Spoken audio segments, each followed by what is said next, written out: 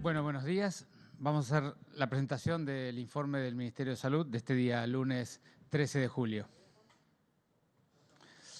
Hasta el día de hoy hemos confirmado en la ciudad 38.138 casos, de los cuales 14.330 ya fueron dados de alta. Lamentablemente 712 personas han fallecido, lo que hace una tasa de letalidad para la ciudad de Buenos Aires de 1.87%. Nosotros hemos hisopado hasta el día de hoy 156.744 personas, de los cuales el 68% son residentes en la Cava, el resto, por supuesto, son de otras jurisdicciones. De los que son personas residentes en la Cava, la tasa de hisopado cada 100.000 personas nos da un valor de 3.467 y 35% de ellas ha dado positivo. Aquí pueden ver ustedes la curva de casos diarios, cómo se va comportando, y debajo la curva de casos fallecidos. Como podrán ver en la curva de casos diarios, y venimos comunicando, hay una evidente estabilización de los datos y de los casos por día, con más y menos, como siempre ocurre en esta epidemia, pero hay una estabilización evidente de los datos que seguiremos viendo estos días para confirmar efectivamente cómo evolucionamos. Cuando uno ve la cantidad de casos por cada década, lo que seguimos viendo es lo mismo del primer día, que la enorme mayoría de los enfermos están entre los 20 y los 60 años, que la enorme mayoría de los fallecidos, el 82%, tienen más de 60 años, y que la edad promedio de fallecidos es de 75 años. Y la tasa de letalidad por década, como ven allí abajo en verde, fíjense que empieza en 0.2 entre 30 y 39 años, pasa a 0.6 entre 40 y 49, a 1.6 en 50 y 59, y a partir de ahí empieza a subir 4.5, 9.5 y 14.7. Es prácticamente 5 puntos cada década. Cuando uno mira por dónde circula el virus, dónde están las mayores tasas de contagiosidad del virus o de contagios, las comunas que han sido parte más importante de esta curva en la Ciudad de Buenos Aires son siempre las mismas: la 1, la 3, la 4, en parte la 7 y la 8 y en parte la 9. Esas han sido prácticamente las más involucradas. Le paso al doctor Batistela. Gracias, buen día. Bueno, en relación al programa Detectar en los barrios vulnerables, ya tenemos un total de 11.134 casos diagnosticados y llegamos a dar 6.953 altas institucionales, con un número de fallecidos de 106, lo que arroja una tasa de letalidad del 0.95. Dividimos en dos nuestros dispositivos Detectar. En relación a los barrios vulnerables, ya llevamos acumuladas 22.710 personas testeadas, con un número de personas positivas de 9.263.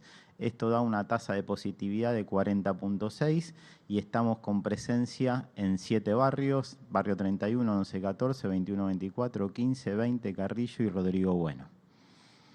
En relación al Detectar en el resto de la ciudad, que ya empezamos en el mes de junio, ya llegamos cubiertos 15 barrios. Hoy comenzamos en el barrio de Recoleta, llevamos 4.413 personas testeadas, con una positividad de 1.863, que arroja un porcentaje de 38.2. Estos porcentajes siempre nos consultan, parecen elevados, pero es parte de la estrategia de la búsqueda activa, de ir hacia esas personas que tuvieron contacto con una persona enferma y por eso tiene estas tasas de positividad. Bueno, le paso la palabra a la doctora Cingoni. Buenos días. Bueno, desde el inicio de la pandemia aquí tenemos 227 residencias geriátricas que han presentado al menos un caso de las 482. Esto suma una totalidad de 1.747 personas que han presentado COVID positivo, de los cuales lamentablemente han fallecido 180 personas. Estamos realizando test serológicos en todos los trabajadores de los geriátricos, como lo venimos contando en estas últimas semanas. Hemos realizado una totalidad de 18.415 test, de los cuales tenemos 547 que han sido positivos. Frente a un test positivo serológico se le realiza un hisopado para determinación de PCR, tanto a esa persona como a sus compañeros de trabajo, de turno, de los cuales ha arrojado 179 PCR positivas. Esto es un dato no menor, ya que hemos podido detectar a todas estas personas que mayoritariamente no habían detectado ellas mismas algún tipo de síntoma en relación a esta enfermedad. En el mismo sentido, en el sistema de salud ya realizamos 82.954 test serológicos. Ustedes saben que todas las semanas, en el mismo día de la semana, a los mismos trabajadores de la salud le realizamos el test para ir evaluando lo que se llama la seroconversión, cuando convierte o cuando positiviza la serología, para poder identificar allí el brote que pudiéramos tener potencialmente dentro del sistema de salud. De esos, 1.909 han dado positivo a la serología, y con la misma estrategia que comentaba la doctora Zingoni, le hacemos el hisopado y la PCR a todos los trabajadores que están en el mismo turno con la persona que seroconvirtió, y así hemos identificado 514 casos más de PCR positivas trabajando en los hospitales y en los centros de salud, y que no tenían ningún síntoma, no habían notado que estaban enfermos. Nuevamente, entre este número y el número de los geriátricos, son casi 700 potenciales brotes que hemos podido bloquear, evitar rápidamente antes que se sigan los contagios. Y cuando uno pone agregado todo lo que hemos hecho hasta ahora con testeos rápidos, en total hemos hecho 101.369 test serológicos, lo que significan otros 3.379 test cada 100.000 habitantes, prácticamente duplica las tasas de realización de test de las PCR que les presenté al principio, y con eso hemos logrado identificar, como les decía, 693 personas que estaban cursando la enfermedad, que estaban en un periodo de contagiosidad y que estaban trabajando como trabajadores esenciales en el sistema de salud o en el cuidado de las personas de la tercera edad. Muchas gracias. Buen día, ministro. ¿Cómo le va? Alejandro Moreira para Canal de la Ciudad. Quería consultarle con respecto, tenemos 36.000, 38.000 contagiados aproximadamente en una población de 3 millones. Dentro de todo es poco, digamos, un 1%. ¿Eso nos da la pauta de que estamos cerca del pico de contagios o en algún momento, después de esta apertura que se está planteando hacer, o reapertura un poquitito de la cuarentena, puede volver a bajarse el martillo próximamente? Y la otra pregunta es con respecto a la próxima apertura. ¿Se va a tener en cuenta la situación de familias, de gente que quiere ver a sus seres queridos y que se pueda llegar a realizar alguna reunión familiar? Bueno, del tema de la cantidad, es muy importante explicarle a la gente cómo se comporta esta enfermedad. Está sobradamente documentado en el mundo, pero además nosotros lo hemos documentado aquí en la ciudad de Buenos Aires con datos propios, que por cada persona que da positiva una PCR, en promedio hay 10 personas más que se han enfermado, que luego tienen anticuerpos, tienen defensas para la enfermedad. Los análisis que hemos hecho nosotros en la ciudad de Buenos Aires nos indican esa relación. Con lo cual siempre hay que tener idea de que por estas 38.000 personas que vos decías, significan más o menos unas 380.000 personas que ya han tenido la enfermedad en la ciudad de Buenos Aires, la enorme mayoría de ellos asintomáticos y algunos con algún pequeño síntoma que no notaron o no valoraron. De manera que estamos más o menos, hemos pasado ya el 10% de las personas que viven en la ciudad que han tenido la enfermedad. Cuando uno mira las experiencias internacionales de cómo se ha comportado en las grandes urbes, porque como siempre digo yo, esta enfermedad no hay que comparar país por país ni diferentes tipos de países con demografías diferentes. Cuando uno compara con urbes similares, con nivel de aglomeración similar e intensidad y demografía similar, encuentra que la mayoría de las grandes capitales del mundo han logrado desandar la curva con valores entre 10 y 20% de cero positivización. O en todo caso han completado una primer curva en ese valor, entre 10 y 20% de cero positivización. De manera que nuestro valor al día de hoy es de 12%, así que, y por supuesto que todavía le queda a la curva andar y desandar, lo que significan incluso más casos. Así que nosotros consideramos que es una curva, la de la ciudad, relativamente madura en ese sentido.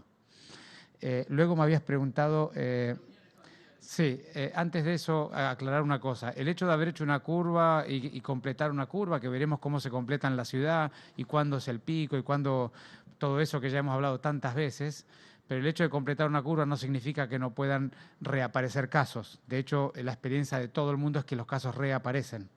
Pero naturalmente una cosa es una curva de la magnitud de la que estamos pasando y otra cosa diferente es la reaparición de casos en algún momento o de una magnitud diferente. Eso dependerá de la magnitud, de las características, eso lo iremos viendo semana a semana. Acá no se puede proyectar demasiado para adelante y menos el comportamiento de esta curva epidémica. Y después nosotros en esta primera etapa, si todo sigue como viene, no estamos imaginando liberar reuniones sociales y menos en espacios cerrados. Eso será una cuestión de discutir a partir de esta primera etapa, pero sobre todo siempre pensando más en espacios abiertos que cerrados. ¿Qué tal? Buen día, ministro. Julián Amado de Radio Rivadavia. Para consultarle y que le explique un poco a la gente que está escuchando del otro lado, no tanto técnicamente, sino a nivel más expresivo, qué es lo que pasó de una semana a la otra, porque la semana pasada el ministro de Salud de la provincia de Buenos Aires nos decía que si la gente del AMBA salía o se abría la cuarentena, infectaba a Santa Fe, infectaba a Córdoba. ¿Qué es lo que cambió de una semana a la otra para que no infecte? Y por el otro lado, ¿qué es lo que pasa también con las camas de internación de terapia intensiva? Porque decían que el sistema ya estaba casi a punto de colapsar y ahora resulta que parece que estamos en un 50 o 60%. Consultarle un poco sobre ese tema. Bueno, de los dichos del ministro habría que preguntárselo a él, ¿no? Así que yo te diría que preferiría que le pregunten a él su interpretación. Yo ya he explicado lo que he entendido de su descripción. Aquí hay una cosa que es importante para la Argentina y ya no para la ciudad de Buenos Aires. Naturalmente, por supuesto que digamos, el área metropolitana es el lugar donde más circula el virus en la Argentina, algunas tasas un poco menor en algunos otros focos del interior del país. Pero la ciudad de Buenos Aires es un centro logístico muy grande. Y decididamente hay que tener mucho cuidado con la distribución logística de la Argentina y el área metropolitana, porque es un mecanismo bien claro de distribución del virus. Así que un poco lo que hay que tener mucho cuidado entre el AMBA y el resto de la Argentina es las personas que vuelven a su domicilio o que circulan por razones indispensables y la estrategia de logística y el control de la logística en el país. Y eso se sigue manteniendo, no cambia en nada de la vez pasada esta. Yo creo que es un tema que está fuera de mi jurisdicción, pero yo creo que la Nación eso lo tiene bastante en carpeta y lo estará trabajando. Y cada provincia lo trabajará con su criterio también. Y luego de la ocupación de camas de terapia intensiva, nosotros al día de hoy estamos con 64% de tasa de ocupación de las 400 camas de terapia intensiva dedicadas solo a COVID en el subsector público. El subsector privado tiene un número bastante parecido. Y lo que ha pasado en los últimos 7 a 10 días es que relativamente se ha estabilizado ese valor. Venía con una curva ascendente bastante intensa, hace algo así como 7 o 10 días, y en los últimos 7 días el valor se ha movido entre 62 y 65%. Eso es debido a que la cantidad de personas que se han dado de altas ha sido similar a las personas que han dado de ingreso en la terapia intensiva. De modo que por eso es que tenemos ese número de 65%, que son unas 265 camas sobre las 400 que tenemos del subsector público de la Ciudad de Buenos Aires. Sí, buen día, doctor Antonio Dramo, de Radio Ciudad. Para preguntarle a propósito de, hemos recibido en algunos medios mensajes de oyentes que dicen que tardan en realizar las pruebas los laboratorios. ¿Van a sumar más laboratorios? Y también conocer un poquito cómo están trabajando los comités de bioética, teniendo en cuenta, bueno, la ocupación de las camas de terapia intensiva, los temas del plasma, los respiradores. ¿Va a haber un código unificado? Gracias. Bueno, del tema de laboratorio ya hemos comunicado aquí. nosotros en los últimos 10 días hemos duplicado la capacidad de producción de PCR del subsector público. Eso significó que teníamos una capacidad de cerca de 2.000 y otros 1.000 que estaba haciendo el sector privado en aquel momento. Y estamos llevando esta capacidad a 4.000. Hemos avanzado muchísimo estos últimos días y seguiremos avanzando en los próximos. No es un tema solo de acceder al test, porque eso es una parte, es relativamente más sencillo. Es tener la infraestructura en todos los hospitales de un laboratorio de biología molecular con las condiciones de cuidado y de bioseguridad apropiadas y con las tecnologías todas importadas para poder procesar la muestra. Inicialmente empezamos este proceso con 3 laboratorios que podían hacer ello, luego pasamos a 9, luego pasamos a 11 y ahora estamos yendo a 14, más 2 laboratorios móviles que tenemos en los dispositivos de detectar del territorio. Así que con todo eso hemos incrementado de manera significativa los test, tanto que en estos días estamos dejando de utilizar la capacidad del Malbrán. La hemos liberado totalmente para que Nación pueda disponer de toda esa capacidad para otra jurisdicción. De manera que en ese sentido hemos avanzado mucho. Y del tema de comité de bioética es muy importante tener lo siguiente. Una cuestión es las consideraciones bioéticas del cuidado de la salud y del cuidado del final de la vida, que son consideraciones que los hospitales hacen permanentemente para todo tipo de patologías. No es una problemática del COVID en sí. Y eso sigue funcionando en los hospitales, están los comités funcionando. Diferente es el comité de ética de la investigación, que tiene que ver con lo que vos preguntabas, con los protocolos de investigación en humanos y, por lo tanto, el uso de plasma dentro de los protocolos y demás. Diferente es un protocolo nacional para asignación de recursos en salud, que es un debate bioético muy complejo, y que lo está dando el Ministerio de Salud de la Nación y que nosotros vamos a acompañar ese debate con un grupo de notables y de personas muy referentes que están proponiendo un segundo documento más allá de una primera normativa que ya habían dispuesto hace un par de meses. De manera que son cosas muy diferentes las que vos nombraste así al pasar y quería marcar las diferencias porque el cuidado al final de la vida tiene que ver con los cuidados paliativos. El sistema público de la ciudad tiene un grupo de cuidados paliativos en varios hospitales de altísimo nivel académico y profesional. Ellos han estado trabajando muchísimo en humanizar el cuidado en el final de la vida, incluyendo a esta patología en sí. Y diferente es la discusión de los protocolos de investigación y el plasma, y diferente es el debate de un protocolo nacional para la asignación de recursos con criterio bioético. Pero todos esos mecanismos están funcionando en la práctica al día de hoy. Buenos días, ministro. Gabriel Sanfilippo de Radio 10. Preguntarle acerca de lo que, bueno, tanto usted como el vicejefe Santilli han estado indicando en el día de ayer en cuanto a que la curva en la ciudad está estabilizada en cuanto al crecimiento de casos, pero también plantearon, lo hizo usted ayer en Radio 10 y también lo hizo en su momento Diego Santilli, que habría diferencias en cuanto a la táctica tanto en ciudad como en provincia, teniendo en cuenta que a las 9 de la mañana está este encuentro entre Larreta y Kicillof. Preguntarle concretamente, ¿cuáles serían esas diferencias tácticas que habría justamente entre los dos distritos de cara al día después del 17?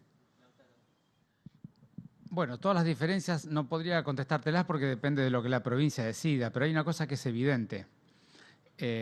Las características demográficas, la situación socioeconómica, la distribución geográfica entre ciudad y provincia, pero sobre todo también en provincia entre los diferentes municipios y regiones del conurbano, indican que las decisiones operativas tienen que ser adaptadas a esa realidad. Y te pongo un ejemplo muy sencillito de entender. Prácticamente casi toda la producción industrial de los elementos que se comercializan en la ciudad se produce en el conurbano bonaerense. Entonces la industria bonaerense es un elemento esencial para los bonaerenses y para la ciudad. En cambio, para la ciudad es mucho más esencial el comercio de barrio, porque lo que hace es distribuir justamente en la comunidad la industria bonaerense. Entonces, este tipo de cuestiones hay que entenderlas bien, hay que entender la dinámica de cómo circula la gente de acuerdo a los diferentes trabajos que tiene y de acuerdo a la dinámica de la circulación, el uso de transporte público, la dinámica de dónde están los que compran, dónde están los que van a comprar. y la dinámica de la cultura y las costumbres de cada uno de los lugares, discutimos dentro de un marco general qué es lo que vamos a hacer en cada lugar. Y eso es lo que hemos hecho desde el primer día y lo vamos a seguir haciendo. Buen día, ministro. Ariel Rodríguez, de Cadena 3. Quiero preguntarle sobre la polémica que se ha generado en las últimas horas al respecto de que Argentina ha sido elegido como uno de los países para aprobar las vacunas. Y quiero saber, bueno, su opinión, si está a favor, si está en contra, porque algunos han dicho o han tildado como que Argentina es África, es un conejillo de Indias. ¿Cuál es su opinión al respecto? La verdad es que me estoy enterando por vos de la polémica porque yo creo que es una gran noticia. Básicamente es todo, la investigación en humanos tiene todo un protocolo de seguridad y de ética de la investigación que lo primero que hace es proteger a los involucrados, con lo cual cuando alguien llega a una investigación en humanos, como hacemos con plasma, con tantos otros tratamientos, la seguridad de ese mecanismo es muy alta, sobre todo en fase 3, que es la fase que estarían trayendo a la Argentina, porque ya ha pasado todo tipo de experimentación en animales y todo tipo de evaluación en personas voluntarias sanas que demuestran lo que se llama la seguridad.